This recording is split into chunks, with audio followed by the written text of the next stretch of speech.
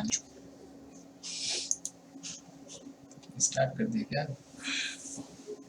कुछ एक कहानी है। बच्चा नहीं बच्ची लोग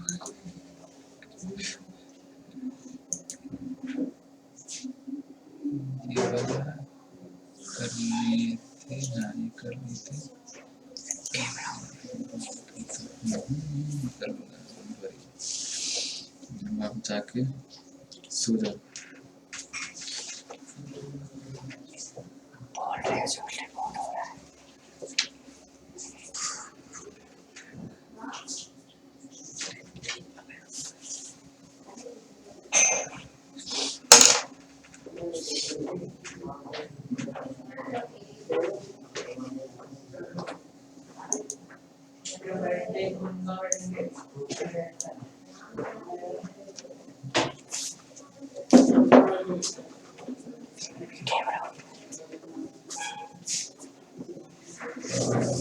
ठीक है सर, मैं शुरू कर दिया। You are now unmuted.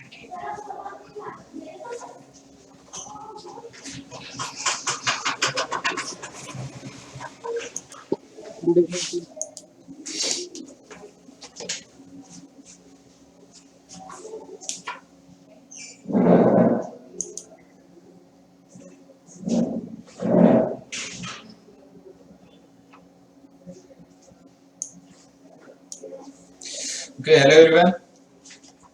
How are you? Deepak, Harshita, and Niru. Pritam, Rinki.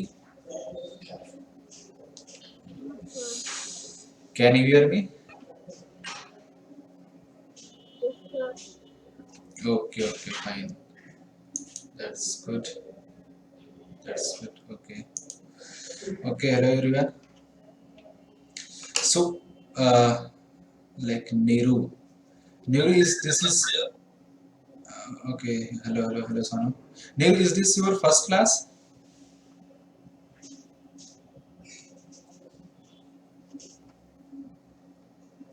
Are you listening, Niru?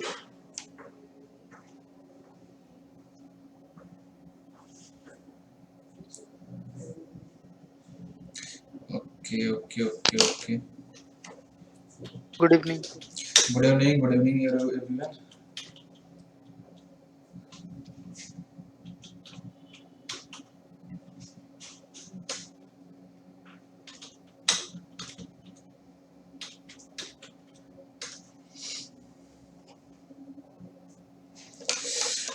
Okay,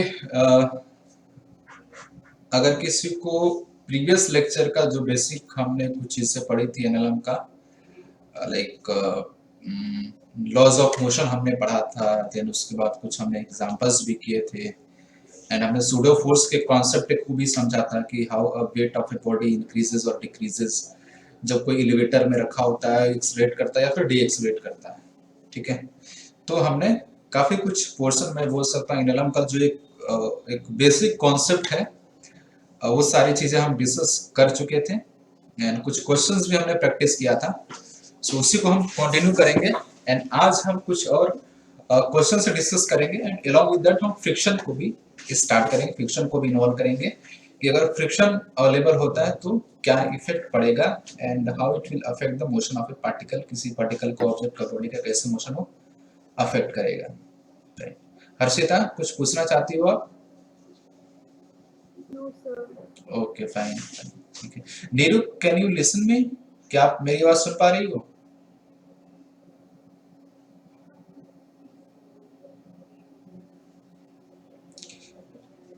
Okay, I think it's okay. Okay, so आपके सामने एक क्वेश्चन है, आई थिंक सबको दिख रहा होगा क्लियरली। इस क्वेश्चन को आप ट्राई करो, एंड इसके साथ साथ एक छोटा सा कॉन्सेप्ट है, उसको भी मैं डिस्कस करूंगा आपके साथ। ठीक है, तो फर्स्ट आप इसको ट्राई करो आप within 30 second, then I will discuss the like concept, right?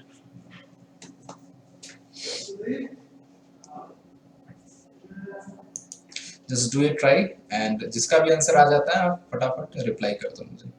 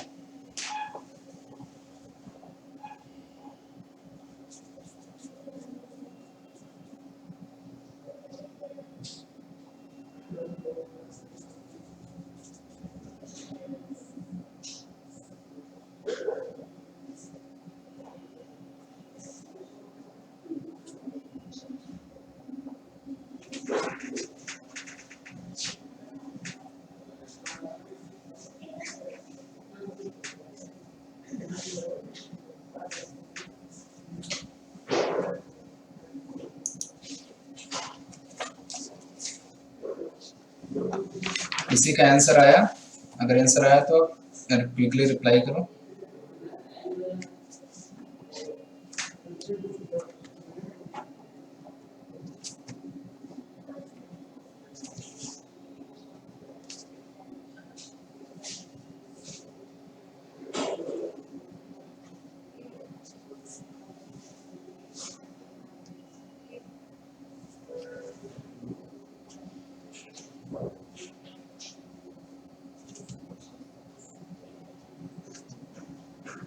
C option. Okay okay, let me check कर लेते हैं इसको। और किसी का आंसर आ रहा है?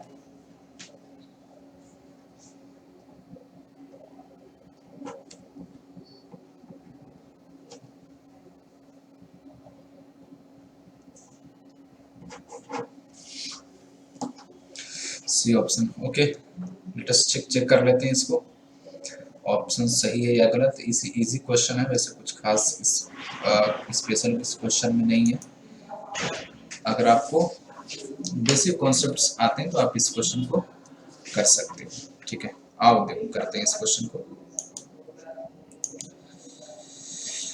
फर्स्ट इसमें क्या बोल रहा है? A body of mass m is acted upon bye a force F and the acceleration produced is a। Simple है। तो फर्स्ट चीज इसने बोला है, सिंपल ऐसे बोल रहा है कि एक बॉडी है जिसका मास m है, इस पे फोर्स F लग रहा है, तो इसमें एक्सेलरेशन की वैल्यू क्या है? a है, एंड ऑब्वियस बात a would be equal to F by m। ठीक है, ये फर्स्ट स्टेटमेंट बोला। सेकंड क्या बोला? If three forces each equal to F and inclined to each other at 120 degree act on the same body, the acceleration produced will be।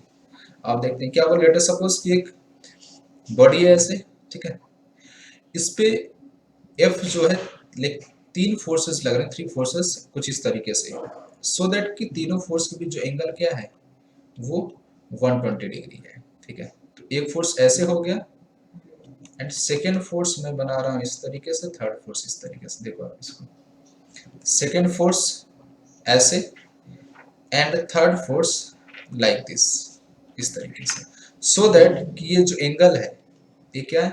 ये भी 120 degree है, ये भी 120 डिग्री है, एंड ये भी 120 डिग्री है। ठीक है, तीनों एंगल क्या है?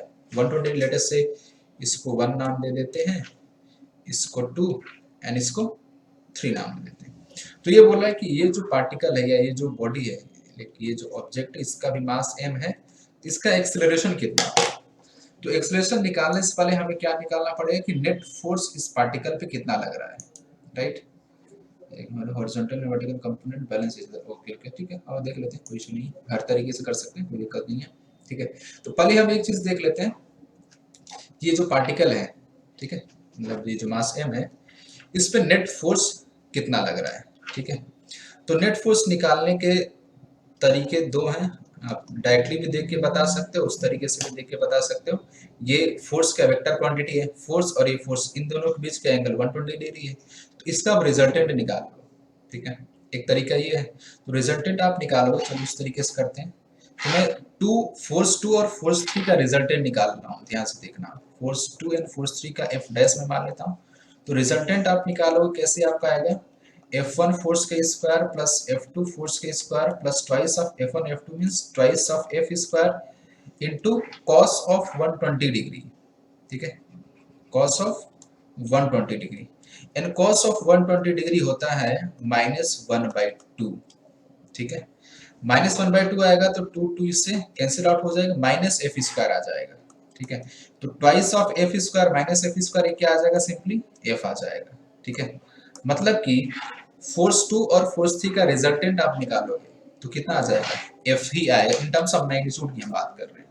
अब डायरेक्शन देख लेते हैं, तो डायरेक्शन अगर आप देखना चाहो तो खैर ये सिमेट्रिकल सिचुएशन भी आपको दिख रहा है 2 3 पे, और 2 और 3 जो फोर्स है उसका मैग्नीट्यूड भी बराबर है, तो आप डायरेक्टली देख के भी बता सकते हो जो फोर्स 2 और 3 का रिजल्टेंट आएगा वो कुछ इस डायरेक्शन में आएगा, ऐसे। ये जो F डैश मैंने निकाला है, F डैश का जो रिजल्टेंट आएगा वो कुछ इस डायरेक्शन में आएगा, और इसका मैग्नीट्यूड कितना है? F है। तो ये F लग रहा है लेफ्ट डायरेक्शन में, और ये F जो फोर्स 1 है वो लग रहा है राइट डायरेक्शन में। तो net force on the mass m, अब पार्टिकल m क्या हो जाएगा? 0 हो जाएगा। तो अगर नेट फोर्स ही 0 हो गया तो एक्सेलरेशन कितना होगा? 0 हो जाएगा। ठीक है, एक तो ये तरीका है करने का। पहला कि आपने क्या किया, रिजल्टेंट फोर्स निकाला, रिजल्टेंट फोर्स निकाल के आपने उसको सॉल्व कर लिया, ठीक है। तो आपको इसमें रिजल्टेंट, किसी वेक्टर का रिजल्टेंट निकालना, ये आपको आना चाहिए। दूसरा तरीका देखो आप, दूसरा हम क्या कर सकते हैं, देखो आप, ये जो फोर्स 2 है और फोर्स 3 है, इसको आप x और y डायरेक्शन में रिजॉल्व कर लो। खैर चीज सेम है, कुछ डिफरेंट नहीं है, चीज सेम है, ठीक है। तो बेसिकली अगर आप देखोगे तो ये जो एंगल कितना होगा, ये 60 डिग्री है, ठीक है, ये बाइसेक्टर है, तो ये कितना है 30 डिग्री, और ये एंगल कितना होगा, ये भी एंगल आपका हो जाएगा 30 डिग्री हो जाएगा, ठीक है। तो अब इस ऊपर वाले को देखो, फोर्स 2 को, इसको रिजॉल्व हम करेंगे तो इस डायरेक्शन में हमारा आ जाएगा f cos 30 आ जाएगा यहाँ पे, और इस हॉरिजॉन्टल डायरेक्शन में आ जाएगा f sin 30 आ जाएगा, ठीक है। इन सिमिलर वे इस फोर्स 3 को हम रिजॉल्व करेंगे, इस डायरेक्शन में हमारा वही आ जाएगा f cos 30 आ जाएगा, एंड इस डायरेक्शन में हमारा आ जाएगा f sin 30 आ जाएगा, ठीक है। तो y डायरेक्शन में आपको क्लियरली दिख रहा है कि f cos 30 कैंसिल आउट हो जाएगा, राइट। f sin 30 और f sin 30 एड ऑन हो जाएगा, तो हमारा क्या आ जाएगा, ट्वाइस ऑफ f sin 30, मतलब कितना आ जाएगा, twice of f sin 30। sin 30 की वैल्यू कितनी होती है, 1/2 होता है, तो ये नेट कितना आ जाएगा, f आ जाएगा इन दिस डायरेक्शन, ठीक है। तो नेट f आ गया हमारा 2 और 3 का रिजॉल्व करने के बाद लेफ्ट डायरेक्शन में, और एक f है ये हमारा राइट डायरेक्शन में, ठीक है। तो net force on the particle क्या आ जाएगा, 0। नेट फोर्स 0 तो एक्सेलरेशन क्या आ जाएगा, 0 आ जाएगा। समझ में आएगा सभी को ये? दीपक, प्रीतम, रिंकी, सानू, Yes, sir. ओके। कोई कंफ्यूजन इस क्वेश्चन में? दो तरीके से मैंने बता दिया आपको, दोनों तरीके से आप इसको सॉल्व कर सकते हो, कोई दिक्कत नहीं।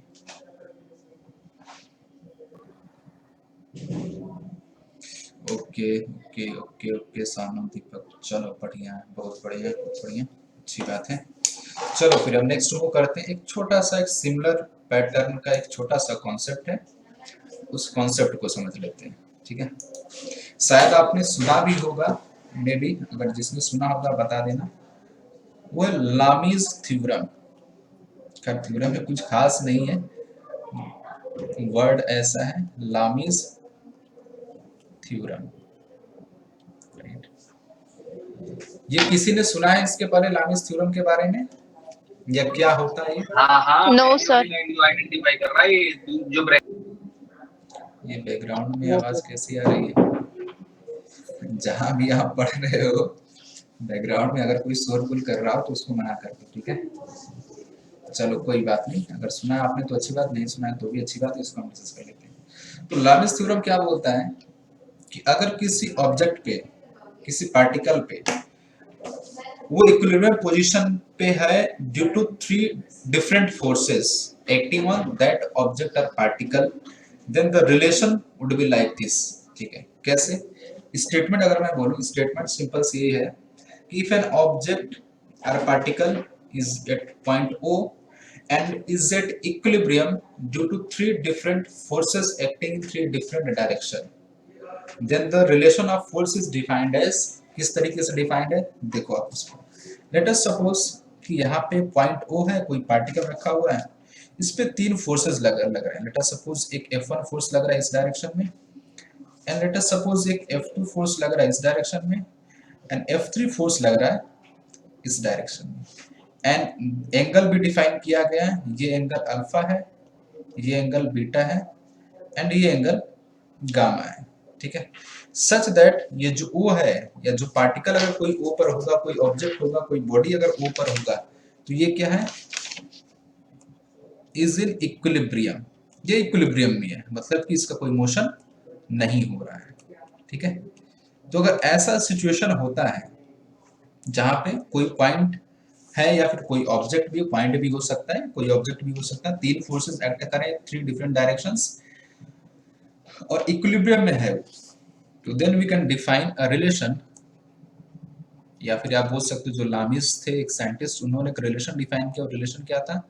रिलेशन ये था कि F1 by sine alpha is equal to F2 by sine beta is equal to F3 by sine gamma, right. ये इक्वल टू आप कांस्टेंट भी बोल सकते हो, ठीक है, आप कांस्टेंट भी बोल सकते हो, या फिर ठीक है ये रिलेशन होल्ड करता है, ठीक है। अब इसको समझना कैसे, समझना का तरीका सिंपल सा ये है कि जो F1 फोर्स है, ठीक है, F1 फोर्स के अपोजिट वाला एंगल नीचे में साइन बन के आ जाएगा, means sine of that angle. F2 by sine of, like F2 के अपोजिट, यहाँ पे आप देखो F2 के अपोजिट कौन सा एंगल है, बीटा एंगल है। F1 के अपोजिट अल्फा एंगल है, F2 के अपोजिट बीटा एंगल है, F3 के अपोजिट गामा एंगल है, राइट। तो जो फोर्स है, ये रिलेशन को याद रखने का तरीका सिंपल सा ये आप समझो कि फोर्स है, उस फोर्स के अपोजिट वाला एंगल का sine is equal to second force, उसके अपोजिट वाला जो एंगल है उसका साइन, थर्ड फोर्स एंड उसके अपोजिट का एंगल का साइन। तो ये एक सिंपल रिलेशन लामीज ने डिफाइन किया। ये कुछ जगह आपको मिलेगा एनएलएम में, इस पे एक दो क्वेश्चंस भी हम कर लेंगे और कई जगह यूजफुल भी हो जाता है। दूसरा तरीका भी है इसको सॉल्व करने के लिए, ठीक आप उसको वेक्टर, अगर ऐसा कोई सिचुएशन क्वेश्चन दिया है आप उसको वेक्टर फॉर्म में लिखो, रिजॉल्व करो, चीजें करो, ठीक है, तो उससे भी आप उसको सॉल्व कर सकते हो। बट कई बार सिचुएशंस में क्या होता है कि हमें इस थ्योरम से काफी हेल्प मिल जाता है और क्वेश्चन को इजीली हम सॉल्व कर लेते हैं, ठीक है। ये समझ में आया थ्योरम सबको? स्टेटमेंट अगर आप लिखना चाहो तो मैं फिर से रिपीट कर देता हूं।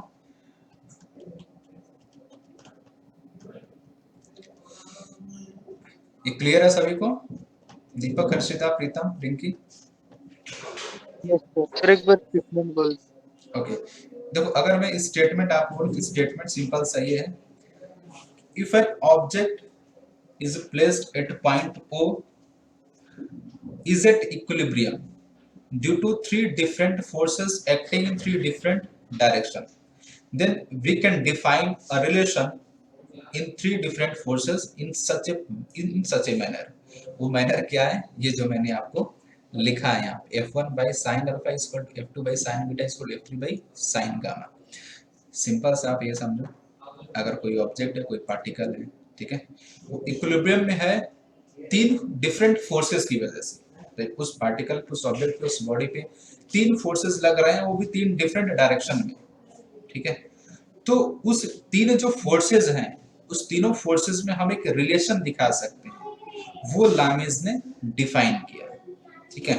और हमें एंगल पता होना चाहिए कि जो तीन फोर्सेस, उन तीनों फोर्सेस के बीच में एंगल क्या है। तो लामीज ने एक उसमें एक रिलेशन बिल्डअप करके दिया, वो रिलेशन आपके सामने F1 by sin alpha, F2 by sin beta, F3 by sin gamma। Simple सा है। अभी एक दो क्वेश्चन हम करेंगे तो थोड़ी सी क्लैरिटी और आपको आएगी, ठीक है। क्लियर हुआ सबको ये?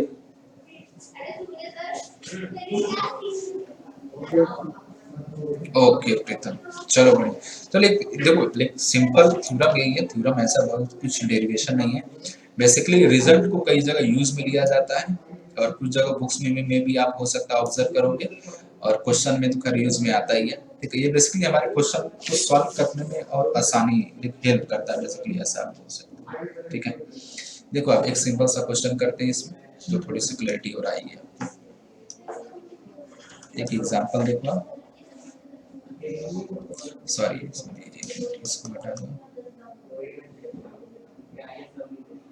एक ऐसे आप बोल सकते हो, ये वर्टिकल वॉल है एंड एक स्ट्रिंग ऐसे बनी हुई like this in such a manner, ठीक है। ये पॉइंट है यहाँ पे, let us mark this point, इस पॉइंट्स को हम मार्क कर देते हैं। लेट अस से it A and this point as C and this point as B, right। अब देखो इसमें क्या बोल रहा है कि इसमें एक फोर्स इस तरीके से एक्ट कर रहा है, F मान लेते हैं इसको, और इस पार्टिकल पे डाउनवर्ड फोर्स लग रहा है। इस डाउनवर्ड फोर्स की जो वैल्यू है वो है 8 न्यूटन, ठीक है। आपको बताना क्या है, and let us say इस tension in the string is T, ठीक है। इस स्ट्रिंग में जो टेंशन है T है, एंड कुछ लेंथ आपको दिया है, length AC is equal to 5 metre and length BC is equal to 3 metre, ठीक है। एंड ये लाइक ये जो फोर्स 8 न्यूटन है और ये F है, ये परपेंडिकुलर है, राइट, ये 90 डिग्री है, ठीक है। आपको फाइंड करना है tension in the string and force F, right. So find find tension force in string and force F. ठीक है, एसी एंड बीसी लेंथ दिया हुआ है, राइट, दो वेरिएबल है, टेंशन फोर्स एंड जो एफ अप्लाइड फोर्स है बेसिकली, तो आपको वो चीज फाइंड करनी है।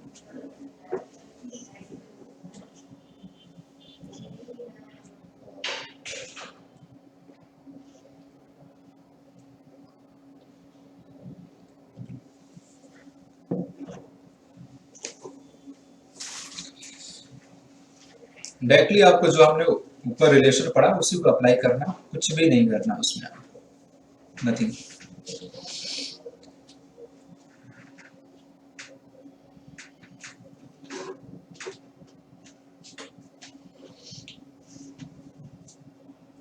थोड़ा सा आपको एंगल निकालना पड़ेगा, राइट, एंगल आपको निकालना पड़ेगा, फिर आपको लेंथ दिया हुआ तो उससे आप एंगल भी निकाल सकते हो, कोई इशू नहीं उसमें।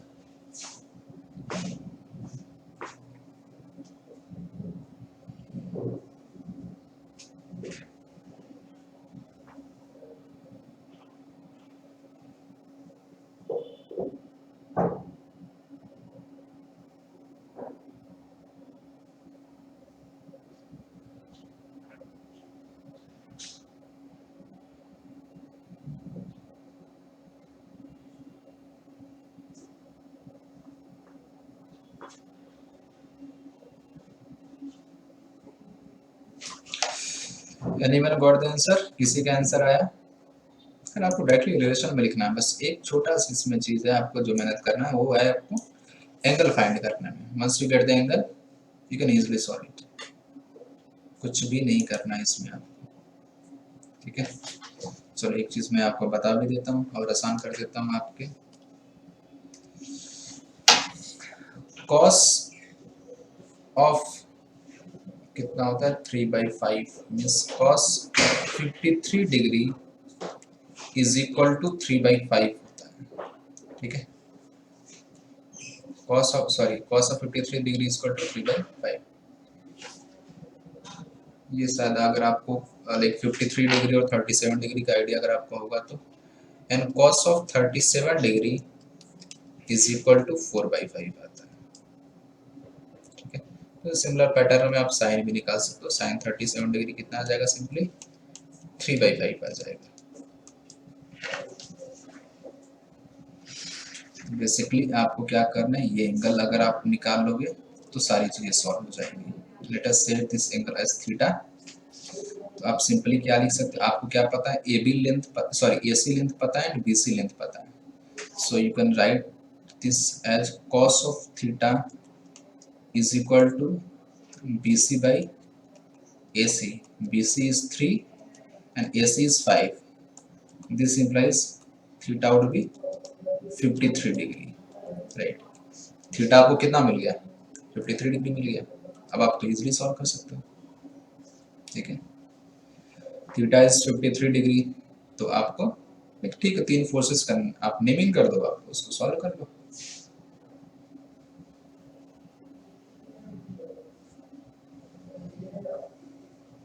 सॉल्व हुआ किसी का या फिर मुझे डिटेल में करना पड़ेगा, क्योंकि मैंने ऑलमोस्ट चीजें बता दी हैं आपको। आई डोंट थिंक सो कि मुझे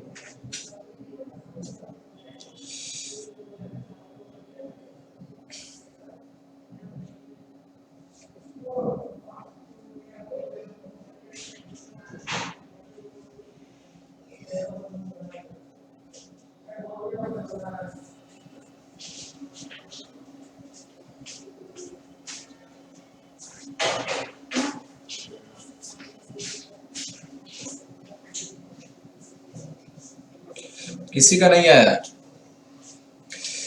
ओके चलो कोई बात नहीं। देखो आप पहले एंगल हम निकाल लेते हैं, राइट। लेट अस से दिस एंगल, ये एंगल तो खैर पता ही आपको, ठीक है। लेट अस से दिस एंगल एज अल्फा, तो अल्फा कितना है 90 डिग्री। लेट अस से दिस एंगल एज बीटा, आप ध्यान से देखो थीटा कितना आ गया 53 डिग्री, तो बीटा एंगल आपका आ जाएगा 180 माइनस 53 आ जाएगा, ठीक है। एंड इफ आई से दिस एंगल एज गामा, तो गामा की वैल्यू कितनी आ जाएगी, गामा की वैल्यू आ जाएगी आपका 90 प्लस 53 डिग्री, राइट। अब ठीक है, सिंपल आप रिलेशन लिख दो आप, ठीक है। अब देखो यहाँ 8 से हम लिखते हैं 8 Newton force by opposite angle, इसका 8 का अपोजिट एंगल क्या है, बीटा है, मतलब मैं क्या लिखूंगा, sine of 180 minus 53 degree, right. First आ गया। सेकंड अब लिखते हैं, अब इसी को लिख, फोर्स एफ को लिख लो आप, तो F by opposite angle, F का अपोजिट एंगल क्या है, गामा है, तो हम क्या लिख देंगे, sine of gamma, what is the value of gamma, 90 plus 53 degree, right. And again T by opposite angle क्या, टी का alpha, that is sine of 90 degree, and sine 90 degree तो आपको पता है इसकी वैल्यू 1 हो गई, ठीक है। तो पहले इसको सॉल्व कर लेते, देखो आप, खैर इजी है, ये 1 हो गया, खैर सबको सॉल्व कर लेते हैं, कोई दिक्कत नहीं है, ठीक है। साइन 180 माइनस थीटा क्या होता है, साइन थीटा होता है, तो ये सिंपली क्या हो जाएगा, 8 बाई साइन ऑफ 53 डिग्री, ठीक है। So sine cos 37, sorry cos 53 degree है 3/5, तो साइन 53 कितना हो जाएगा, ये 4/5 आ जाएगा, ठीक है। And equal to F by sine of 90 plus theta, sine of 90 plus theta क्या होता है, कॉस थीटा होता है, cos of 53 degree, cos of 53 degree कितना होता है, 3/5 होता है, 3/5 हो गया, इज इक्वल टू टी आ गया, साइन 90 कितना होता है, 1 होता है, ठीक है, ये टी आ गया सिंपली, तो डायरेक्टली आप इसको इक्वेट कर दो, ठीक है। तो टी इज इक्वल टू कितना आ गया, देखो दिस इक्वेशन में डायरेक्टली लिखता हूँ, टी इज इक्वल टू आपका आ गया, अब इसको ऊपर लेके चले जाओ आप, ठीक है। खैर चलो मैं 2 बार लिख देता, 8/4/5 आ गया, ठीक है। तो इससे 2 कट गया, 5 ऊपर जाएगा, कितना आ गया, 10 न्यूटन आ गया, ठीक है। अब इन दोनों को इक्वेट करते हैं, ठीक है, इस रिलेशन को, 8 इंटू 5 को मैं ऊपर लेके चला गया, by 4 is equal to 3, sorry 3 नहीं, ये 5 ऊपर आएगा, ये 5 एफ बाई 3, ठीक है। तो 5 यहाँ से कट गया, 4 से 2 आ गया, दिस इम्प्लाइज एफ कितना आ गया, F is equal to 6 newton आ गया, ठीक है। किसी का ये आंसर आया है, एनीवन, दीपक, हर्षिता, प्रीतम, रिंकी, एनीवन?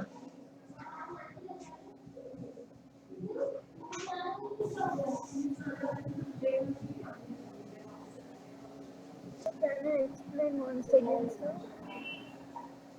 हाँ हर्षिता बोलो, आप क्या बोल रही हो, Sir, can you say once again? I am not able to hear you clearly, can you speak loudly?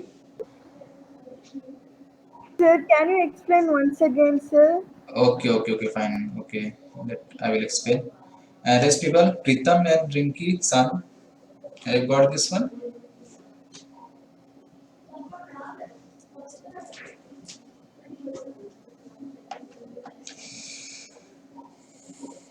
बोलो भाई, प्रीतम, सानू, समझ में आ रहा है या नहीं आ रहा है?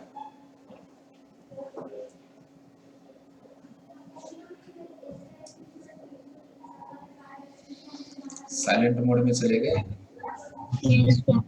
ओके चलो बढ़िया। देखो आप एक बार और इसको क्विकली हम देख लेते हैं, ठीक है। देखो ये जो फर्स्ट हमने लामिस थ्योरम को डिफाइन किया, लामिस ने जो बेसिकली जो थ्योरम दिया है, रूल आप मान सकते हैं इसको, ठीक है। इस रिजल्ट को यूज करके हम इसको सॉल्व कर रहे हैं, ठीक है। वैसे आप दूसरे तरीके से सॉल्व करोगे तो बहुत ही डिफिकल्ट हो जाएगा, बहुत डिफिकल्ट नहीं, हाँ वैसे भी सॉल्व कर सकते हैं, कोई इशू नहीं, आपको फोर्स बैलेंस करना पड़ेगा, इक्वेशंस लिखना पड़ेगा एक्स और वाई डायरेक्शन में, फिर आप उसको सॉल्व कर सकते हैं, कोई दिक्कत नहीं। आपको एंगल पता है, आप टी को रिजॉल्व करो ऐसे हॉरिजॉन्टल वर्टिकल, वो भी एक तरीका सॉल्व करने का, no doubt about it, right, वैसे भी सॉल्व किया जा सकता है। मतलब आप क्या करो, ये जो टेंशन फोर्स है इसको आप क्या करो, ऐसे इस डायरेक्शन में और इस डायरेक्शन में रिजॉल्व कर दो, ठीक है। तो वर्टिकल डायरेक्शन मतलब ये जो डायरेक्शन है वाई डायरेक्शन, वाई डायरेक्शन में केवल 8 न्यूटन है और टेंशन का कंपोनेंट है, that is T sin theta, तो वहां से भी आ जाएगा, ठीक है। sin थीटा की वैल्यू, आप sin थीटा कितना 53 डिग्री आ गया, तो आप एक वो भी तरीका है सॉल्व करने का, उससे भी इसको सॉल्व कर सकते हैं, कोई दिक्कत नहीं, ठीक है। अब बट हमने ये थ्योरम पढ़ा, तो इस थ्योरम का यूज करके हम सॉल्व कर लेते हैं। तो इसमें मैंने क्या लिखा, अब इसमें F1, F2, F3 किसी को भी फोर्स, अब देखो यहाँ पे क्या 3 फोर्सेज आपको हैं, ये 8 न्यूटन है, F एक फोर्स है और एक टेंशन भी एक फोर्स है, ठीक है। अब किसी को भी F1 मान लो, किसी को F2 मान लो, किसी को F3 मान लो, बट एक चीज ध्यान रखना, ये जो हम रिलेशन लिखते हैं, अगर मैं F1 फोर्स लिख रहा हूँ तो उसके नीचे जो साइन ऑफ दैट एंगल होगा वो एंगल उस फोर्स के अपोजिट होगा। जैसे यहाँ पे F1 मैंने लिखा तो अल्फा क्या है, F1 के अपोजिट वाला एंगल अल्फा हो गया ये। F2 मैंने लिखा तो F2 के अपोजिट वाला एंगल क्या हो गया, ये बीटा हो गया। F3 मैंने लिखा तो F3 के अपोजिट वाला एंगल क्या हो गया, गामा हो गया। In same way, in similar pattern मैंने क्या लिखा यहाँ पे, मैंने 8 पहले लिखा, 8 के अपोजिट वाला एंगल क्या आ गया यहाँ पे, मैंने बीटा एज्यूम किया था तो ये क्या आ गया, बीटा आ गया, ठीक है। 8 के अपोजिट वाला जो एंगल है बीटा, ठीक है। तो 8 बाई साइन बीटा, तो साइन बीटा की वैल्यू कितनी, 180 माइनस 53 डिग्री, तो मैंने क्या लिया, sine of 180 degree minus 53 degree, ठीक है। सेकंड मैंने एफ लिखा, एफ ये है, एफ के अपोजिट वाला एंगल कौन सा है, ये पूरा एंगल है आपका, एफ के अपोजिट वाला एंगल, राइट। इसको हमने क्या माना था, गामा माना था हमने, और गामा की वैल्यू क्या आई थी हमारी, 90 प्लस 53 डिग्री, सिंपल है ये, इसको क्या, ये क्या आएगा, थीटा प्लस 90, राइट। तो थीटा कितना हमारा आया था, 53 डिग्री आया था, तो गामा की वैल्यू कितनी आ जाएगी, 90 प्लस 53 डिग्री आ जाएगी। तो इसमें मैंने क्या, F by sine of opposite angle of F, तो साइन ऑफ 90 प्लस 53 डिग्री होगा। अब जरा टेंशन, हमने ये टेंशन टी लिखा, टेंशन का अपोजिट एंगल कितना है, ये अल्फा, और अल्फा की वैल्यू कितनी है, 90 डिग्री है, राइट।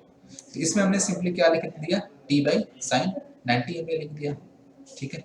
अब इसको आपको क्या करना था, सिंप्लीफाई कर रहा था, तो साइन 180 माइनस थीटा क्या होता है, साइन थीटा होता है, ठीक है। आपको याद होगा, नहीं याद हो तो याद कर लेना आप इसको। तो साइन 53 डिग्री का इसमें मैंने डायरेक्ट लिख दिया, इसमें एक स्टेटमेंट और ऐड कर सकते हैं, ये जो वैल्यू है साइन 180 माइनस 53 डिग्री, ये बेसिकली आ जाएगा आपका साइन ऑफ 53 डिग्री। क्यों, क्योंकि साइन 180 माइनस थीटा क्या होता है, साइन थीटा होता है, ठीक है। तो साइन 53 डिग्री की वैल्यू होती है 4/5, वो मैंने यहाँ पे पुट कर दिया, ठीक है। सेकंड क्या है, साइन 90 प्लस थीटा, तो साइन 90 प्लस थीटा क्या होता है, ये cos थीटा होता है, मतलब क्या आ जाएगा, cos ऑफ 53 डिग्री आ जाएगा। cos 53 डिग्री कितना होता है, 3/5 होता है, वो मैंने यहाँ पे लिख दिया, इक्वल टू t/1, ठीक है, कर 1 लिखो ना लिखो कोई फर्क नहीं पड़ता।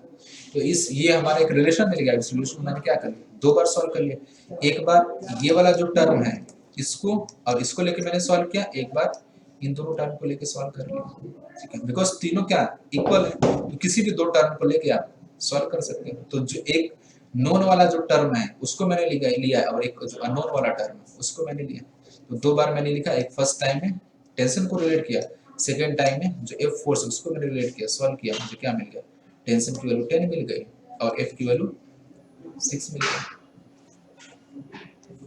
समझ में आया Harshita? Yes, sir.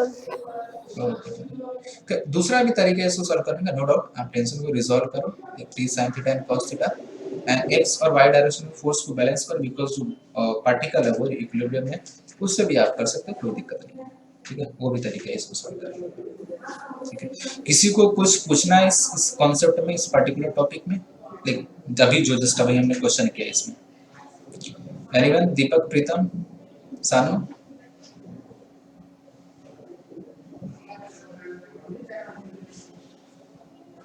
Okay fine, no sir, चलो बढ़िया बढ़िया,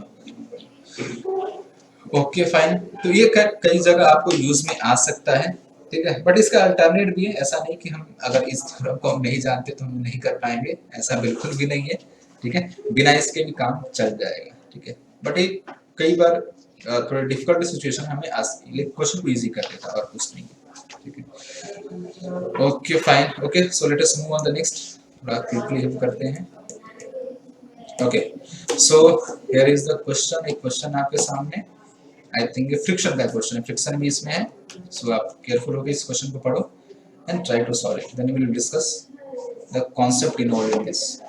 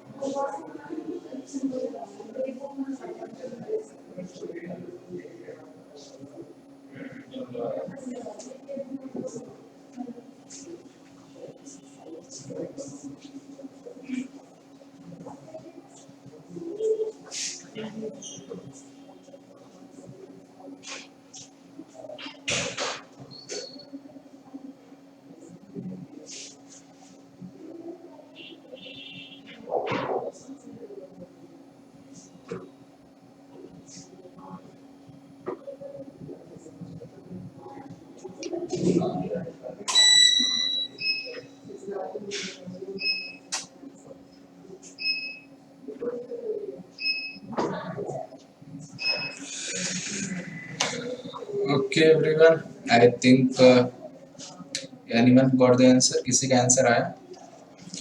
अगर आप क्वेश्चन को समझ गए, फर्स्ट ऑफ ऑल ये चीज है टू अंडरस्टैंड द क्वेश्चन की what actually question want to ask, क्या पूछना चाहता है। अगर वो चीज आपको option C, okay let us check कर लेते हैं हम इसको।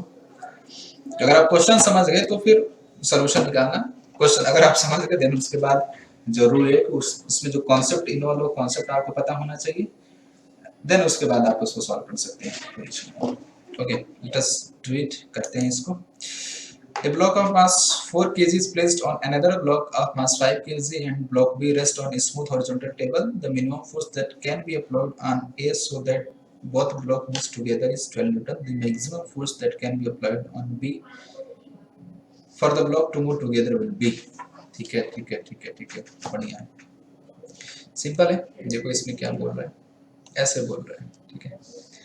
प्लेस्ड ऑन अनदर ब्लॉक, ठीक है। ये एक ब्लॉक बी है और एक ब्लॉक ए है, ठीक है। ये बी हो गया, ये ए हो गया, ठीक है। मास इसका दिया हुआ है। ये जो सरफेस है स्मूथ है, means mu equal to 0, but इसमें है यहाँ पे न्यू इक्वल टू 0 नहीं है, ठीक है। तो ये बोल फर्स्ट क्या, और if minimum force that can be applied on A so that both block moves together is 12 Newton, ठीक है। ये बोल रहा है कि इस पे जो minimum force that can be applied on A so that both block move together is 12 Newton, ठीक है। मतलब दोनों ब्लॉक को साथ मूव अगर कराना है, ठीक है, तो minimum force that can be applied on A, ठीक है। हाँ, ए पे जो अप्लाई होना पड़ेगा कितना, ये एफ मिनिमम इज 12 न्यूटन, ठीक है, दोनों को साथ मूव करने के लिए, राइट। तो क्या बोला, maximum force that can be applied on B for both block to move together, ठीक है। तो एफ मिनिमम का मतलब क्या है, ये बोल रहा है कि अब ये अगर आप सिंपली ए ब्लॉक का एफबीडी बनाओ, ठीक है, अगर आप ब्लॉक ए का एफबीडी बनाओगे तो एफ फोर्स एक्सटर्नल ऐसे लग रहा है और इस पे फ्रिक्शन फोर्स बैकवर्ड डायरेक्शन में लगेगा, ठीक है।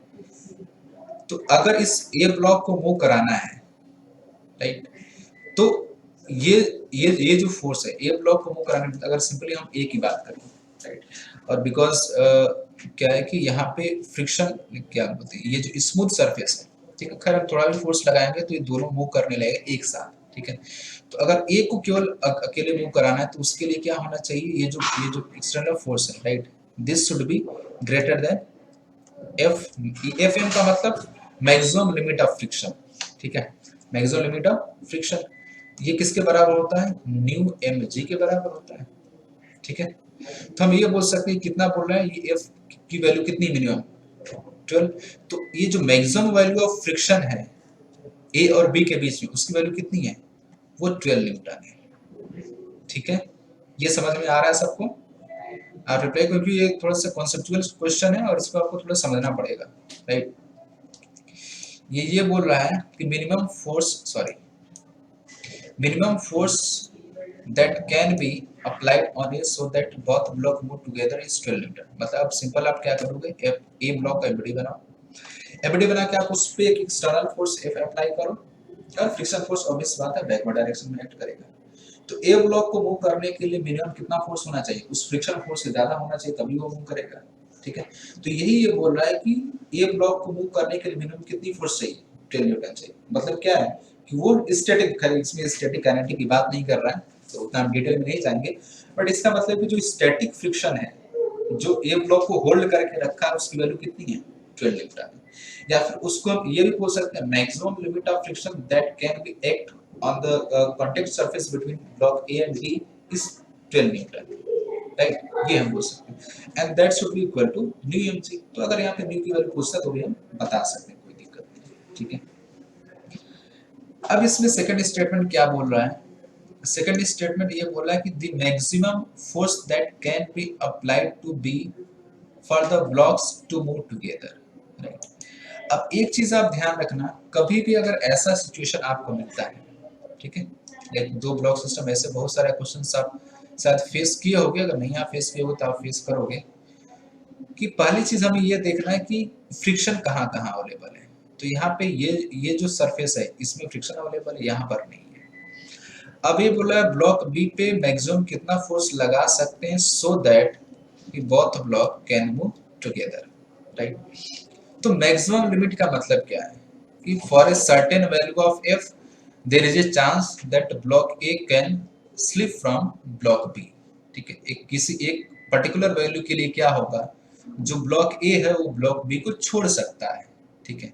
तो वो छोड़ कैसे सकता है, देखो आप, अगर हम ग्राउंड फ्रेम में अगर आप देखो, ग्राउंड फ्रेम में आप देखो तो सिंपली क्या होगा कि अगर ये एक जो भी फोर्स यहाँ पे लग रहा होगा तो एक up to a limited value of F max, ये जो एक्सटर्नल फोर्स है ये दोनों ब्लॉक साथ मूव कर रहे होंगे, ठीक है। बट अगर यहाँ पे बी को अगर ऑब्जर्वर एज्यूम करके अगर आप देखो तो ए पे कैसे कैसे फोर्सेस लग रहे होंगे, देखो, ठीक है। ये अब जो सेकंड सिचुएशन में ये फोर्स नहीं लग रहा है, ठीक है, ये जो एफ मिनिमम हमने निकाला था। अब ए ब्लॉक पे कौन सा फोर्स लगेगा, देखो अगर एक्सटर्नल फोर्स बी पे लग रहा है, ठीक है, चलो एक बार बी का भी एफबीडी पहले बना लेते हैं। बी पे क्या लग रहा है, एक एक्सटर्नल फोर्स एफ लग रहा है, ठीक है। तो ऑब्वियस बात बी पे फ्रिक्शन फोर्स किधर रहेगा, बैकवर्ड डायरेक्शन रहेगा।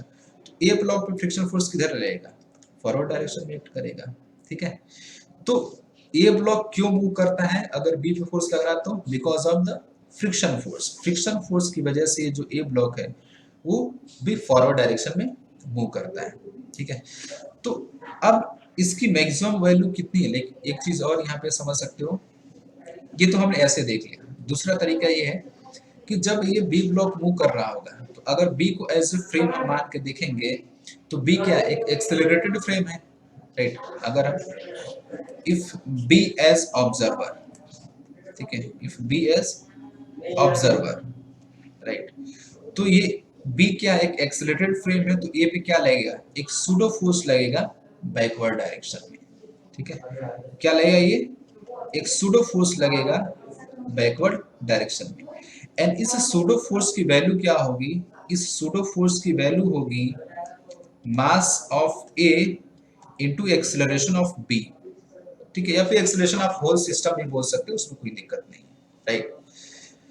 तो मास ऑफ ए कितना दिया हुआ भाई, 4 kg दिया हुआ है, मतलब ये क्या हो जाएगा 4 इंटू ए हो जाएगा, ठीक है। तो अब सोचो ये एफ मैक्स, ये जो इसकी वैल्यू हमें पता है कितना है, 12 न्यूटन है, राइट। मतलब कि अगर इस सूडो फोर्स की जो वैल्यू है अगर 12 से एक्सीड करेगा तो इस सूडो फोर्स इस फ्रिक्शन फोर्स को डोमिनेट कर जाएगा और ये जो ब्लॉक ए है ये पीछे की तरफ गिर जाएगा और ब्लॉक बी क्या होगा, आगे की तरफ निकल जाएगा। क्लियर है। तो अब इसकी जो मैक्सिमम वैल्यू कितनी हो सकती है सो दैट कि ये जो ब्लॉक ए और बी एक साथ मूव कर सके। तो सूडो फोर्स की जो मैक्सिमम वैल्यू हो सकती है सो दैट कि block B and A can move together, ये पी मतलब सूडो फोर्स की मैक्सिमम वैल्यू वो हो सकती है 12 न्यूटन, राइट। एंड इसकी वैल्यू कितनी 4a, so 4a is equal to 12, right. तो a कितना आ जाएगा, a is equal to 3 metre per second square है। मतलब कि मैक्सिमम एक्सेलरेशन जो हो सकता है वो कितना हो सकता है, वो 3 मीटर पर सेकंड स्क्वायर हो सकता है, इससे ज्यादा नहीं हो सकता है, ठीक है।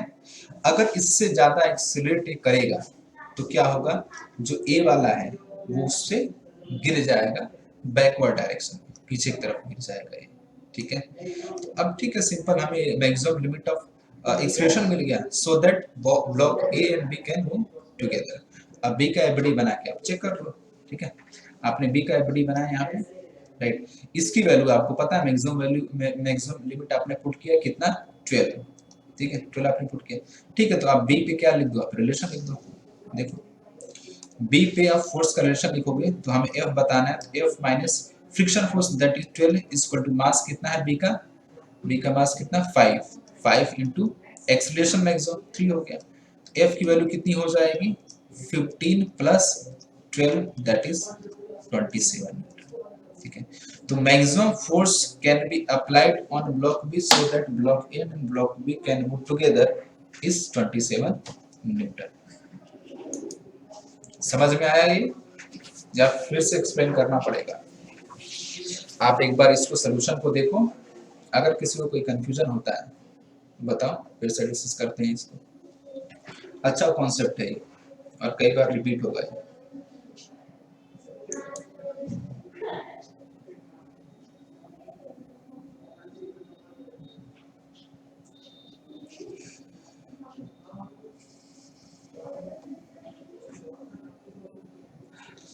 दीपक, प्रीतम, रिंकी, क्लियर है आपको ये?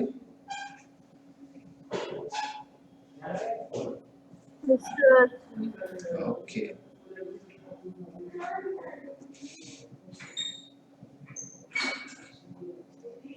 सानू क्लियर है आपको ये?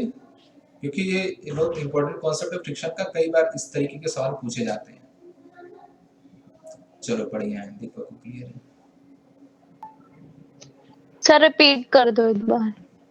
ओके ओके ओके, चलो ठीक है ठीक है ठीक है ठीक है। हर्षिता, आपने सेम वे में किया था या कुछ अलग तरीके से किया था? आपका आंसर सही है 27। No, sir. Same, sir. Okay बढ़िया। एक्चुअली एक इजी तरीका है इसको समझने का। ठीक है, देखो इस तरह के क्वेश्चन में पहली चीज हमें ये निकालनी होती है, निकालने के पहले हमें ऑब्जर्व ये करना होता है कि कौन से वो कांटेक्ट पॉइंट है जहां पे फ्रिक्शन लग रहा है। ठीक है, वो क्रिटिकल पॉइंट होता है बेसिकली, एक क्रिटिकल सरफेस भी आप बोल सकते हो। तो यहाँ पे क्या है, ये जो है ना, ये वाला जो पार्ट है मींस ब्लॉक ए और बी के बीच वाला जो पार्ट है, ये इस पे हमें ध्यान रखना, क्यों? क्योंकि फ्रिक्शन यहाँ पर है एंड यहीं पे चांस है कि ब्लॉक ए या बी को छोड़ के चला जाए। ठीक है, तो कब छोड़ के जा सकता है, हमें उसकी कंडीशन निकालनी है। आई थिंक यहाँ तक आपको ये समझ में आ गया हो कि हमने ये कैसे निकाला, तो फ्रिक्शन फोर्स की जो मैक्सिमम वैल्यू ये हमने कैसे निकाली। ठीक है, तो अब यहाँ पे हमें ये देखना है कि जो ब्लॉक ए है वो सेपरेट कब हो सकता है, किस कंडीशन में वो सेपरेट होगा। तो उसको ऑब्जर्व करने का जो बेस्ट तरीका ये है कि हम बी को ऑब्जर्वर मान लें, या फिर आप बोल सकते हो कि हम फ्रेम ऑफ रेफरेंस बोल सकते हो आप, या फिर हम एज ऑब्जर्वर बन के जो ब्लॉक बी उस पे बैठ जाए। ठीक है, एज ऑब्जर्वर बन के जब हम ब्लॉक बी पे बैठ जाएंगे तो हम क्या एक एक्सेलरेटेड फ्रेम बन जाएंगे। ठीक है, एक्सेलरेटेड फ्रेम बन जाएंगे। तो अगर हम एक एक्सेलरेटेड फ्रेम में किसी अदर ऑब्जेक्ट को ऑब्जर्व कर रहे हैं तो उस पे क्या लगेगा, एक सूडो फोर्स लगेगा। राइट, हमने क्या किया, ये जो ब्लॉक ए है उस पे हमने एक सूडो फोर्स लगा दिया ये। और सूडो फोर्स की डायरेक्शन क्या होती है, हमने प्रीवियस क्लास में डिस्कस किया था कि opposite to direction of acceleration, जो एक्सेलरेशन या जो जिस ऑब्जर्वर पे हम बैठे, जिस फ्रेम में हम बैठे होते हैं उस फ्रेम के एक्सेलरेशन के अपोजिट डायरेक्शन। ठीक है, तो ये पीछे डायरेक्शन में हो गया। और फ्रिक्शन किधर लग रहा है, ये फॉरवर्ड डायरेक्शन में लग रहा है ब्लॉक ए पे। राइट, इसकी वैल्यू कितनी 12 न्यूटन है। राइट, मतलब कि अगर ये जो सूडो फोर्स है, अब हम केवल ए की मोशन को ऑब्जर्व करेंगे बी पे बैठ के। ठीक है, तो जो सूडो फोर्स की वैल्यू है अगर वो 12 न्यूटन से एक्सीड कर गया, आप सिंपल देखो तो ये क्या करेगा, ये जो ए वाला ब्लॉक है पीछे की तरफ ऐसे गिर जाएगा बी को छोड़ के। ठीक है, तो maximum limit of pseudo force कितना हो सकता है, 12 न्यूटन हो सकता है। ठीक है, तो वो सूडो फोर्स की वैल्यू क्या होती है, mass of that object into acceleration of frame. तो हमने क्या लिख दिया यहाँ पे, मास of A and A is what, acceleration of the frame. ठीक है, मास कितना 4 है, तो ये क्या हो गया 4 हो गया। And maximum value of pseudo force हमारा कितना आया था, 12 न्यूटन आया था। तो 4a is equal to 12, that is a max। a max मतलब maximum acceleration of the combined system so that both block can move together is 3 metre per second square. ये value हमें मिल गई, right, 3 metre per second square. अब ठीक है, हमने b का FD बनाया था, b के एफडी में क्या लगेगा, एक F एक्सटर्नल फोर्स लग रहा है जो क्वेश्चन में ऑलरेडी बोला हुआ है, और फ्रिक्शन फोर्स इसमें पीछे लग रहा है जिसकी वैल्यू 12 न्यूटन है। तो हमने इसमें इक्वेशन लिखा और इसको सॉल्व कर लिया। ठीक है, तो x डायरेक्शन क्या लिखा हमने, F - 12 equal to mass into acceleration. हम केवल b के लिए देख रहे हैं। ठीक है, ये जो मैंने लिखा है F - 12 equal to mass of b that is 3 and maximum value of acceleration that is 3। ठीक है, तो हम ये केवल b ब्लॉक के लिए देख के लिख रहे हैं, क्योंकि हमें जो फोर्स लग रहा है b पे लग रहा है, तो तो बी का हम एफबीडी बना के फ्री बॉडी डायग्राम बना के हमने इसको सॉल्व कर दिया। समझ में आया ये?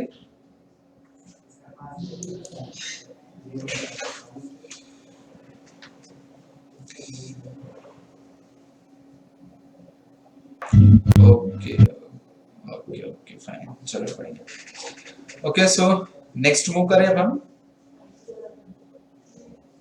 या फिर किसी को और पूछना है इसमें, इस पर्टिकुलर क्वेश्चन एंड कॉन्सेप्ट में? ओके चलो बढ़िया।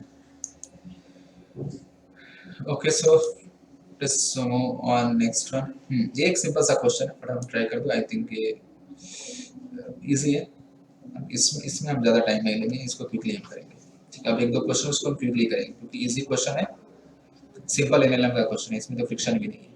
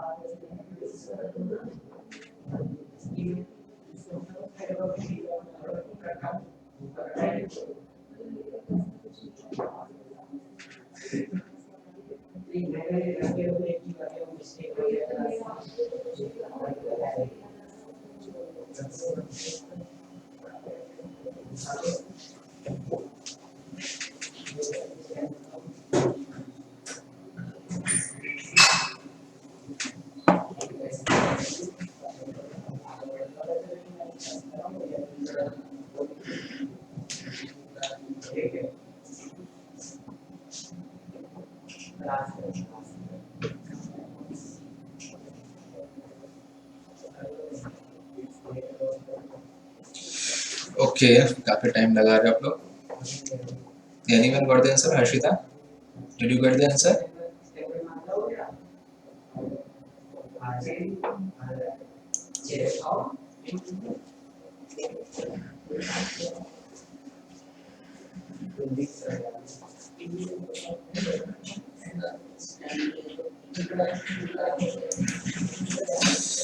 ओके देखो, पहले तो मैं आपको इसका डायग्राम बना देता हूँ, कई सारे लोग इसमें कंफ्यूज हो गए होंगे सर इसका डायग्राम क्या है।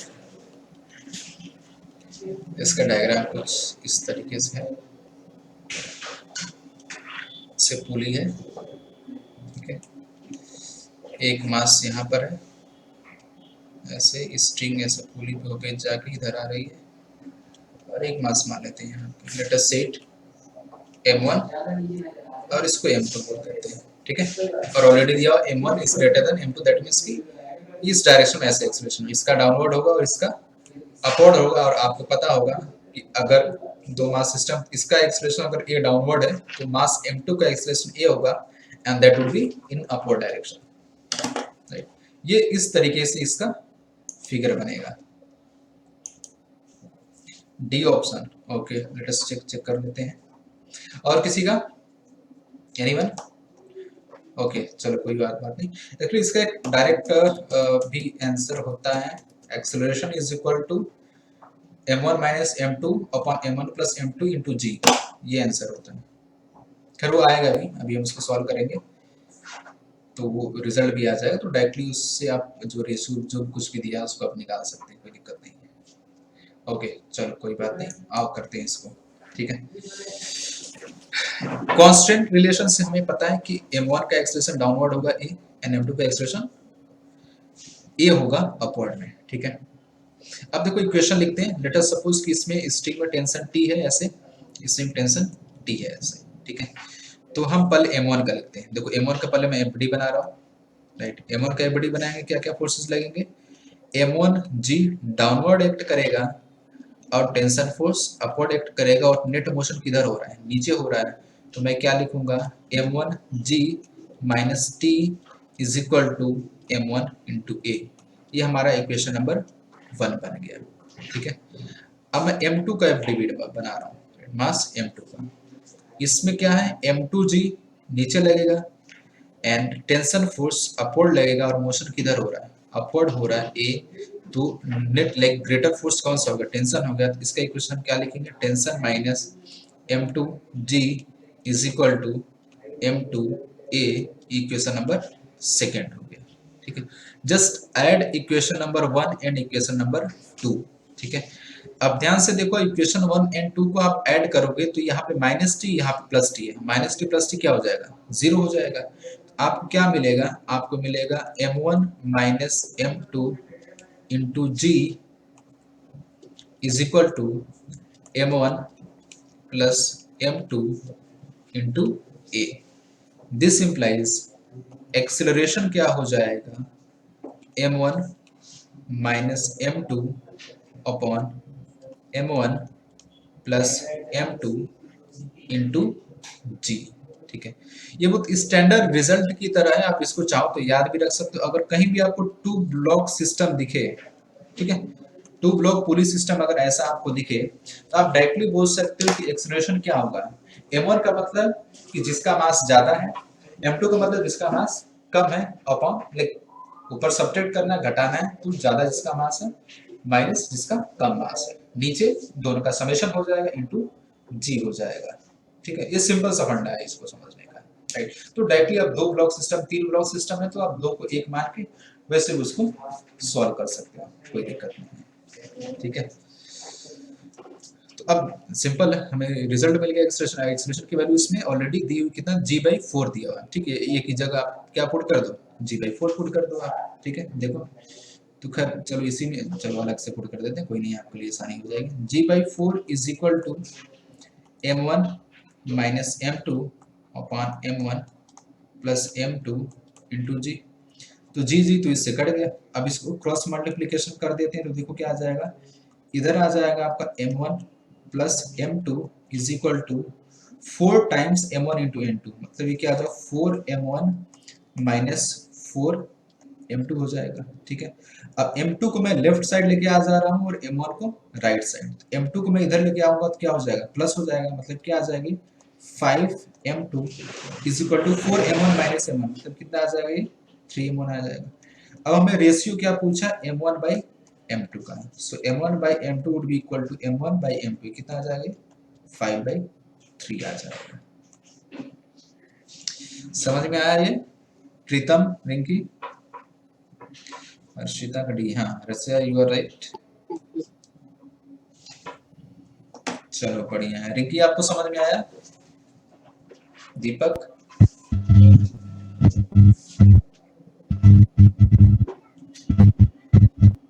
अगर आप वॉइस अगर आप क्लियर नहीं, आप जस्ट टाइप कर सकते हो आप। ठीक है, चैट बॉक्स में आप टाइप करके बता दो, एंड अगर स्टिल कोई कंफ्यूजन है तो फिर भी आप बताओ। ये एक जो acceleration is equal to m1 minus m2 upon m1 plus m2 into g, इसको एक स्टैंडर्ड रिजल्ट की तरह इसको आप याद रखना, बहुत काम आएगा। ओके, सानू समझ में आया आपको?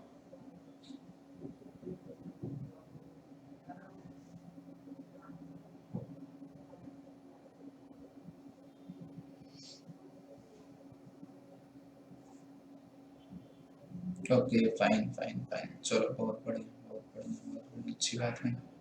Okay okay okay okay, that's good. Okay, so let us do a similar kind of problem. ठीक है, एक जो ये रिजल्ट था उसको आप थोड़ा याद नहीं रखना, आप उसको समझ लो तो ज्यादा बेटर है। Let us do a similar kind of problem. ठीक है, थोड़ा सा मैं चेंज करके देता हूँ आपको, देखो आप इसको, ऐसे पुली है एंड लेट अस से यहाँ पे 10 kg का ब्लॉक है, यहाँ पे लेट अस सपोज ये 2 kg का है, इसके साथ इधर लगा हुआ है ये 3 kg का। ठीक है, so find acceleration of each block, let us name it A, this is block B, this is block C, so find acceleration of each block। थोड़ा सा मैंने ट्विस्ट कर दिया है, अगर आप थोड़ा सा समझदारी दिखाओगे तो एक्सेलरेशन आप डायरेक्ट निकाल सकते हो, बाकी जो टेंशन उंशन की वैल्यू है वो भी आप निकाल सकते हो, कोई दिक्कत नहीं।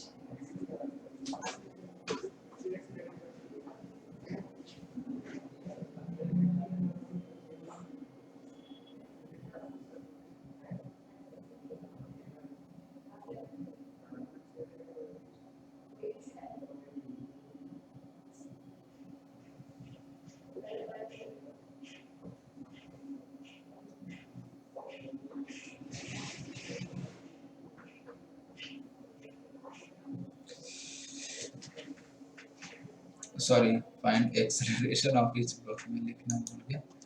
फाइंड एक्सेलरेशन, ठीक है, यहाँ पे हम एक्सेलरेशन की बात कर रहे हैं।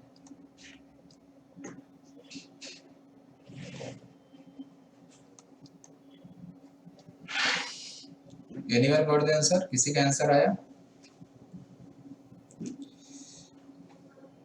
किसी का नहीं आया? बहुत दुख की बात है भाई। अब जो प्रीवियसली है उसी को यूज करके आप डायरेक्टली निकाल सकते हो, ठीक है।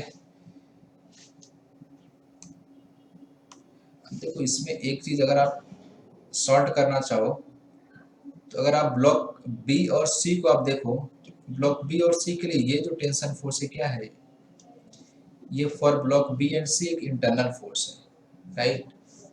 सो आप ब्लॉक बी एंड सी को एक ब्लॉक मान के भी सॉल्व कर सकते हो जिसका मास 5 kg है, ठीक है। तो इस 5 kg का ब्लॉक एज्यूम करके आप उसको भी सॉल्व कर सकते हो। अगर मैं डायरेक्टली एक्सेलरेशन लिखूं तो मैं ऐसे लिखूंगा 10 minus 5 by 10 plus 5 into G. तो ये कितना आ जाएगा, 10 minus 5 5 by 50, that is 1/3 into G. ये मैं डायरेक्टली आंसर लिखूंगा इस तरीके से। अब ये बताओ, ये जो मैंने डायरेक्टली लिख दिया कितने लोगों को समझ में आया?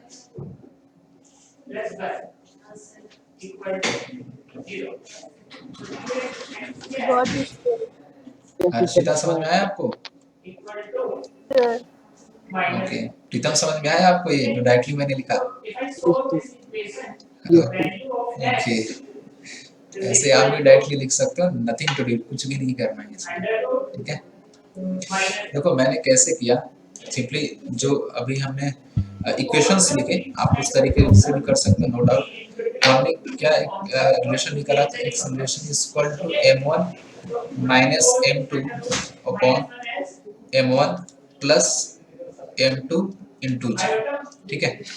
तो ये हमने डिफाइन किया था बेसिकली 2 ब्लॉक सिस्टम के लिए, ठीक है।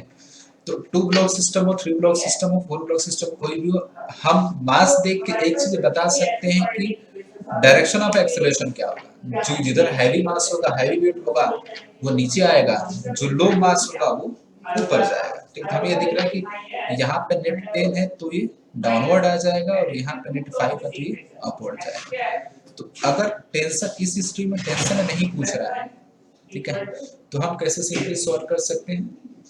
हम सॉल्व कर सकते हैं m1 मींस व्हाट, जो बड़ा मास है, बड़ा मास माइनस छोटा मास। इसको मैंने अगर 1 मान लिया है तो कितना आ गया, 5 kg आ गया। तो 10 minus 5 kg upon 10 plus 5 kg into G का, ये कितना आ गया, g/3 आ गया, ठीक है। अब एक चीज और मैं पूछता हूँ, आपको टेंशन बताना है इस स्ट्रिंग में, ये जो बी और सी में है, और इस स्ट्रिंग में लेट अस से इसमें टी है और इसमें टी1 है। तो find the value of T and T one, just do it right. अब काफी आसान हो गया है, just find the value of T and T one. Okay, and iota is our under root minus a and b itself are our some real number. a and b क्या है हमारे यहाँ पे, कोई भी रियल नंबर, ठीक है, ठीक है। टी क्या है, tension between the string which is in between b and c, and t क्या है, जो a और b ब्लॉक के बीच में स्ट्रिंग है उसमें टेंशन है, ठीक है। यहाँ तक आता है आपको बेसिक चीजें आगे मत तो आगे मूव करें t is equal to 40. अगर मैं आपसे पूछता हूँ okay okay okay, let us check कर लेते हैं, कोई इशू नहीं। ठीक है, 20/3 जी 20/3 आ रहा है, चलो ठीक है, किसी का 20/3 किसी का 40 आ रहा है, कोई बात नहीं। Let us check it, check कर लेते हैं हम इसको, कोई दिक्कत नहीं है। अब देखो सी का हम एफबीडी बना लेते, किसी का भी एफबीडी बना लो, सी का ही बना लो। तो सी में नीचे कितना फोर्स लग रहा है, ये लग रहा है mg, दैट इज 30 न्यूटन। ऊपर t हो गया और ऊपर ही इसका एक्सेलरेशन है a। तो सिंपल हम क्या लिखेंगे, t minus 30 newton is equal to mass that is 3 into acceleration की वैल्यू कितनी है, g/3 मतलब 10/3 हम लिख सकते हैं। ठीक है, तो 3 कट गया, तो t की वैल्यू कितनी आ जाएगा, 10 + 30 दैट इज 40 आ जाएगा। किसी ने ये किसी 40, हाँ दीपक 40 यू आर राइट, कितना आ जाएगा 40 न्यूटन आ जाएगा। ठीक है, चलो बहुत बढ़िया। अब ए का आप एफबीडी बना लो सिंपली। अब ए का एफबीडी बनाओगे तो कैसे बन जाएगा, देखो इधर आ गया T1, इधर आ गया 100 न्यूटन mg की वैल्यू और डाउनवर्ड एक्सेलरेशन है ए का। अब कैसे लिखोगे, 100 minus T1 is equal to mass that is 10 into g, sorry acceleration that is 10/3। तो T1 की वैल्यू कितनी आ जाएगी, simply 100 minus 100/3 and this would be equal to 200/3 newton. समझ में आया ये, हाउ वी कैलकुलेट टेंशन।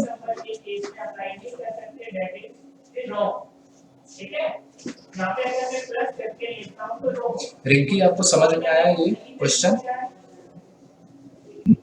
हमें इनको पहले आयोटा की फॉर्म में कन्वर्ट करना पड़ेगा, आयोटा √3 into आयोटा √5। हर्षिता आपको क्लियर है ये क्वेश्चन, आयोटा into आयोटा कितना होता है, -1 Yes, और sir. 3 into 5 चलो बढ़िया। तो ये बात सर टेंशन एक बार फिर से, ओके ओके, देखो टेंशन निकालने के लिए हमने क्या किया, हमने पहले ये जो ब्लॉक सी है, इस सी ब्लॉक का हमने एफबीडी बना लिया। ठीक है, आप सी ब्लॉक का जब एफबीडी आप बनाओगे इस ब्लॉक का, ठीक है, इस सी ब्लॉक का हम एफबीडी बनाया तो कौन कौन से फोर्स इस पे लग रहे हैं, ये mg फोर्स लग रहा है नीचे, mg मतलब 3 into g that is 30 Newton. हाँ सीता बोलो आप क्या बोल रहे हो,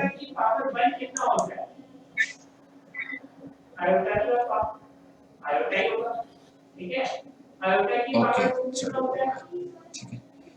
और इस सी ब्लॉक पे टेंशन फोर्स लग रहा है अपवर्ड, और इसका नेट मोशन किधर हो रहा है, अपवर्ड, वो हमने निकाल लिया था, इसका एक्सेलरेशन अपवर्ड है, राइट। तो सिंपल हमने क्या लिख दिया, रिलेशन लिख दिया, tension T minus 30 is equal to mass, ये क्या मैंने लिखा है, ये मास लिखा है, और ये क्या लिखा है, एक्सेलरेशन लिखा है मैंने। एक्सेलरेशन की वैल्यू हमने निकाला था g/3, ये हमारा आया था g/3 एक्सेलरेशन की वैल्यू। तो ये तो मैंने इक्वेशन लिखा, फिर इसको आप सिंपलीफाई करोगे, सॉल्व करोगे तो ये कितना आ गया, 40 न्यूटन आ गया। ठीक है, क्लियर है Pritam. And similar way, okay similar way हमने इस ब्लॉक ए का एफबीडी बना रहे हैं, ये ब्लॉक ए का एफबीडी है, थोड़ा सा छोटा बनाना है, ठीक है, अब अपने कॉपी में अच्छे से बनाना है। तो ब्लॉक ए का एफबीडी क्या, नीचे mg फोर्स लग रहा है, दैट इज 100 न्यूटन, एंड ऊपर क्या हो गया, T1 फोर्स हो गया, और इसका नेट एक्सेलरेशन डाउनवर्ड है, तो ये आ गया। ठीक है, तो इसका मैंने क्या लिखा, ये मैंने इसका लिख दिया 100 minus T1 is equal to mass into acceleration। मास 10 है और एक्सेलरेशन, ओके क्लियर है सभी को, सानू समझ में आया आपको, ठीक है, आयोटा की पावर 6, सानू आपको समझ में आ गया ये क्वेश्चन, आयोटा की पावर 7 माइनस आयोटा, ओके चलो बहुत बढ़िया। Okay so let us move on the next one, quickly हम इसको कवर कर लेते हैं। लास्ट क्वेश्चन थोड़ा सा अच्छा क्वेश्चन है, इसको आप देखो पहले क्वेश्चन को अच्छे तरीके से and try to find it. Easy question है, कुछ वैसे खास नहीं है, ठीक है। क्वेश्चन को रीड करो आप एंड ट्राई करो खुद से एक बार करने का। यहाँ भी माइनस बना दिया, यहाँ माइनस आया था, You have 30 seconds. यहाँ प्लस वन आया था तो यहाँ भी प्लस वन आ गया। तो इसका मतलब आगे सोल्व करने की कोई जरूरत नहीं है। हमें एक बात समझ में आई, अगर जो भी पावर है अगर वो 4 का मल्टीपल है तो हमें कितना मिलेगा 1। ठीक है, मैं इस चीज को जनरलाइज कर सकता हूँ ना, तो मैं इसको ऐसे लिख सकता हूँ कि अगर आयोटा की पावर 4 का मल्टीपल है 4n, तो हमारे पास जो वैल्यू होगी, ठीक है, दैट इज 1। अगर आयोटा की पावर 4n प्लस 1 के फॉर्म का है तो वैल्यू क्या होगी आयोटा। अगर आयोटा की पावर 4n प्लस 2 के फॉर्म का है तो वैल्यू क्या होगी -1। आयोटा की पावर 4n प्लस 3 के फॉर्म का हुआ तो वैल्यू क्या होगी minus iota. Question is not visible. Oh, sorry. अगर मैं I think अभी आपको शायद क्वेश्चन दिख रहा होगा। 4n प्लस 4, तो ये दोनों सेम ही केस हो गए, बिकॉज़ 4n प्लस 1 से फिर से 4 कॉमन आ जाएगा, अगेन मेरे पास कैंसिल हो जाएगा 1। इस चीज को हम ऐसे जनरलाइज कर सकते हैं, कैन बी जनरलाइज। ओके, अगर मैं कोई भी इन 4 पावर को ऐड सर नहीं दिखाई दे रहा। अच्छा, अभी नहीं दिखाई दे रहा। 1 यहाँ पे अब दिखाई दे रहा है आपको दीपक? क्या मिला है -1, फिर क्या मिला माइनस आयोटा। No sir. तो अगर मैं इनको ऐड करता हूं इन I 4 पावर don't think आपको अब दिखाई देना चाहिए। I think तब हो सकता है कुछ एरर आपके साइड से हुआ, क्योंकि बाकी लोगों को क्वेश्चन दिखाई दे रहा है। प्रीतम, ये इससे कैंसिल हो गया, माइनस आयोटा प्लस आयोटा से कैंसिल हो गया, तो सम क्या मिल रहा है तो 0। Yes, sir. तो यहां से क्या कंक्लूजन ड्रॉ कर सकते हो आप? प्रीतम आपको क्वेश्चन दिख रहा है क्लियरली? यहां से क्या Yes, sir. 11 number question दिख रहा है. ओके ओके, ठीक है ठीक है ठीक है। तो आप देखो दीपक, हो सकता है कुछ नेटवर्क इशू होगा आपके एंड से। अगर मैं आपसे बात करूं 4n plus 1 4n plus 2 4n plus 3, these are 4 consecutive powers of iota।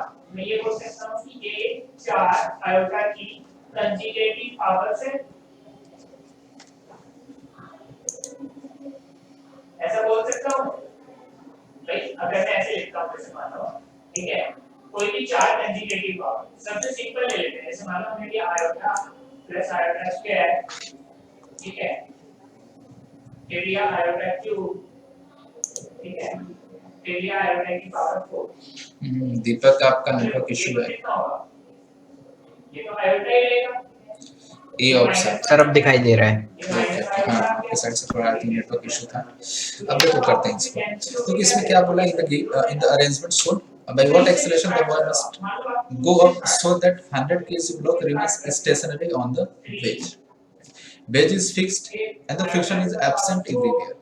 तो आप पहले इस ये जो है ना, जो ब्लॉक है, इसका आप एबीडी बनाओ पहले, ठीक है, ऐसे ही ये 100 kg, ठीक है।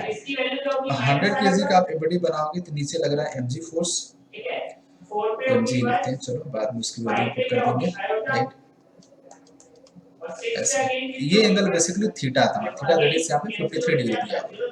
mg को आप रिजॉल्व करोगे तो क्या आएगा, इस डायरेक्शन में आता है हमारा mg sin theta, mg sin theta आता है, और इधर हमारा आता है mg cos थीटा आ जाता है, ठीक है। तो ये क्या बोल रहा है, this block is stationary with respect to wedge, मतलब वेज पे क्या है, ये रुका हुआ है। आपको पता है कि ये जो ब्लॉक है इस इंक्लाइन प्लेन के परपेंडिकुलरली, मतलब इस डायरेक्शन में तो मूव कर नहीं सकता। अगर मूव कर सकता है तो अलोंग द इंक्लाइन इस तरीके से मूव कर सकता है। तो इधर क्या है कि ये फोर्स है mg sin थीटा, जिसकी वजह से डाउनवर्ड डायरेक्शन में देयर इज पॉसिबिलिटी कि ये मूव कर सकता है। बट यहाँ पे क्या कि स्ट्रिंग है, स्ट्रिंग में क्या टेंशन फोर्स है, तो टेंशन फोर्स क्या इसको होल्ड करके रखा हुआ है। तो ये आप बोल सकते हो कि टेंशन फोर्स यहाँ पे किसके बराबर होना चाहिए, सो दैट कि ये रुका रहे, ये होना चाहिए mg sin 53 डिग्री के बराबर होना चाहिए।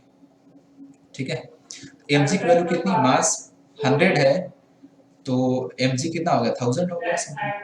1000 इंटू साइन 53 कितना होता है, 4/5, अभी हमने देखा था।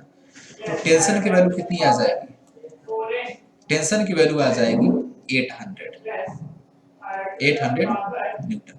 मतलब इस स्ट्रिंग में टेंशन 800 न्यूटन होना चाहिए, सो दैट कि ये जो ब्लॉक है 100 केजी का, ये तब रेस्ट पे रहेगा। ठीक है, अब हमें बताना क्या है कि ये जो हुआ है, ये जो पर्सन है किस एक्सेलरेशन से ऊपर मूव करे, सो दैट कि ये रेस्ट कर रहे हैं।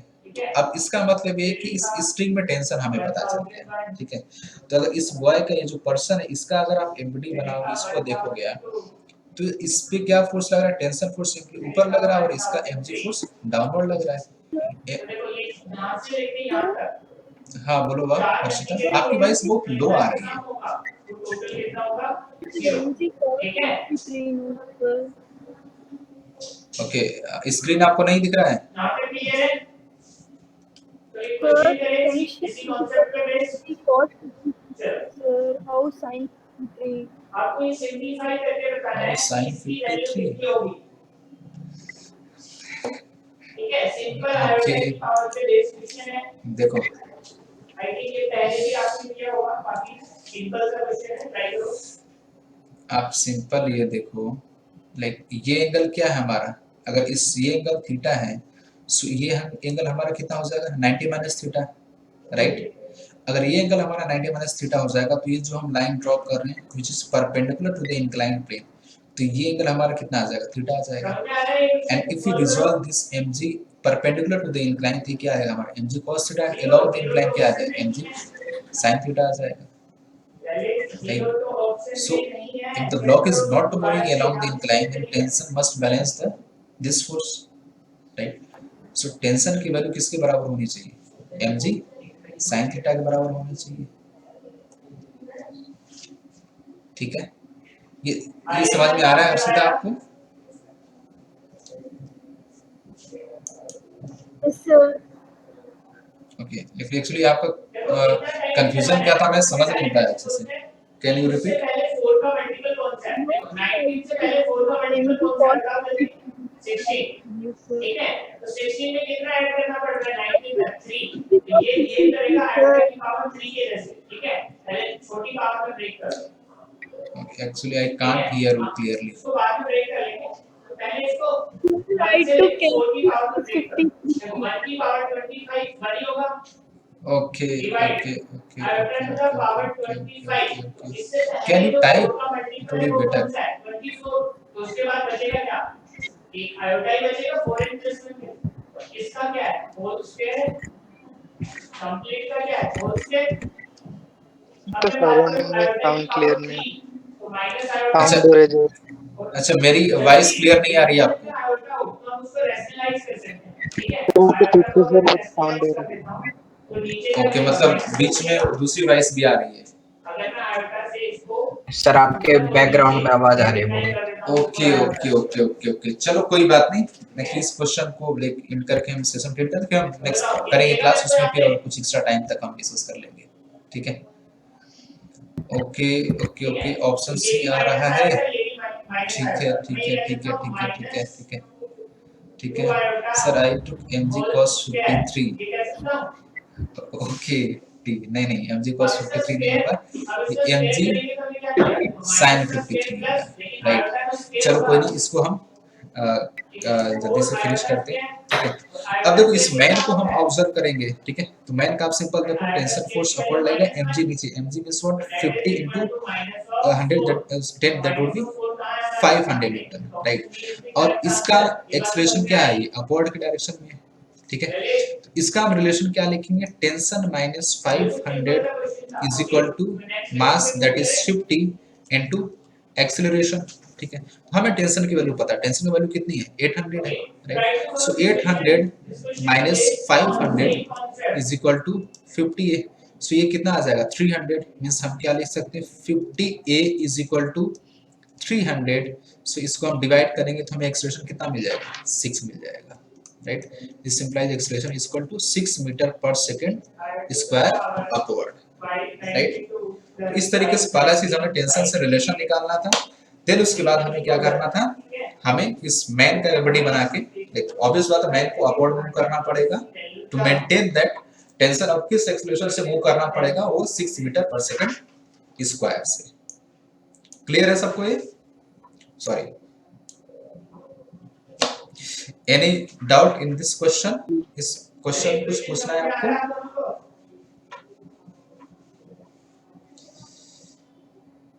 सॉल्व करो, आंसर बताओ।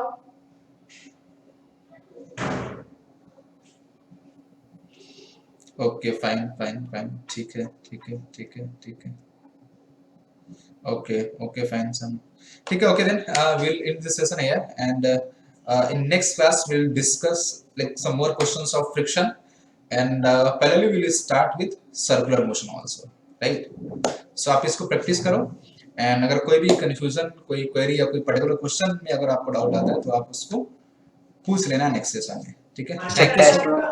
टेस्ट में कौन सा टॉपिक आएगा? टेस्ट में आपका टेस्ट में एनालॉग फ्रिक्शन, टिल फ्रिक्शन तक आएगा, फ्रिक्शन तक आप आएगा, dimensional analysis, error, kinematics and analogue friction, यहाँ तक आपका टेस्ट का टॉपिक होगा। एनालॉग फ्रिक्शन तक आपका आएगा, dimensional analysis, error, kinematics and analogue friction, ये सारे टॉपिक्स रहेंगे आपके टेस्ट में, तो उसकी भी तैयारी करते रहो आप, ठीक है।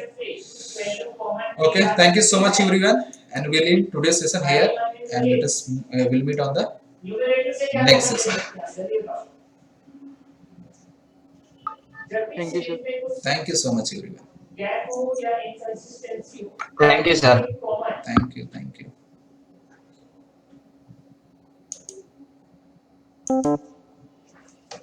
So numerator part, we can take 584 iota to the power 584 as a common factor. So here iota power 584 inside में क्या बचेगा हमारे पास? देखो यहाँ पे क्या बचेगा बताओ? भाई इन दोनों में कितना गैप है? I की पावर 8, ठीक है। नेक्स्ट क्या बचेगा? आयोटा की पावर 6, इसके बाद नेक्स्ट 4,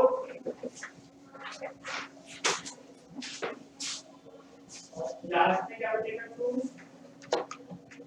और प्लस, ठीक है। इस माइनस मेथड को बाद में डील कर लेंगे, ठीक है। पहले ये वाला लिखिए, चलो अभी बताता हूँ, ठीक है। अच्छा, डिवाइड में अगर हम बात करें तो यहाँ से कितना कॉमन ले सकते हैं? कंप्यूटर बट इस कॉमन फैक्टर